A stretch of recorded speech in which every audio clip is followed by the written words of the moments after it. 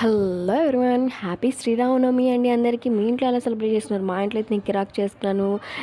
ముగ్గు వచ్చేసరికి నైటే వేసేసాను. ఆ తర్వాత వచ్చేసరికి ఎర్లీ మార్నింగ్ డ్యూటీకి అయితే వెళ్ళిపోయి ఇంట్లో పూజ అయితే 6 కల్లా కంప్లీట్ చేసుకుని డ్యూటీకి వెళ్ళిపోయి డ్యూటీ నుంచి వెంటనే ఫాస్ట్గా ఇంటికి వచ్చి ఫ్రెష్ అయిపోయి నియర్గా రాములవారి టెంపుల్ ఎక్కడ ఉందా అని చెప్పేసి వెతికేసుకున్నాను. ఆ తర్వాత అక్కడ రాములవారి కళ్యాణం అయితే ఎంతో బాగా సెలబ్రేట్ చేశారు అక్కడ వాళ్ళైతే.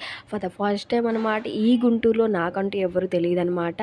సో నేను వెళ్ళిన ప్లేస్లో అయితే అందరూ స్ట్రేంజర్సే. నాకైతే చిన్నప్పుడైతే అమ్మలేనిది ఏ ఫంక్షన్కి కూడా వెళ్ళేదాన్ని కాదు. మొహమాటంతో అంత భయం అనమాట. అందరూ తెలిసిన వాళ్ళే, అందరూ అయిన వాళ్ళే, అయినా మొహమాటం ఎక్కువ అనమాట చిన్నప్పుడు. ఇప్పుడు వచ్చేసరికి అందరూ స్ట్రేంజర్స్ మధ్యలో నేను ఆ రాములవారి కళ్యాణం ఎలా చూడాలని చెప్పేసి వెళ్ళిపోయాను అనమాట. ఎంతో బాగా సెలబ్రేట్ చేశారు. భోజనాలు చాలా బాగా పెట్టారు.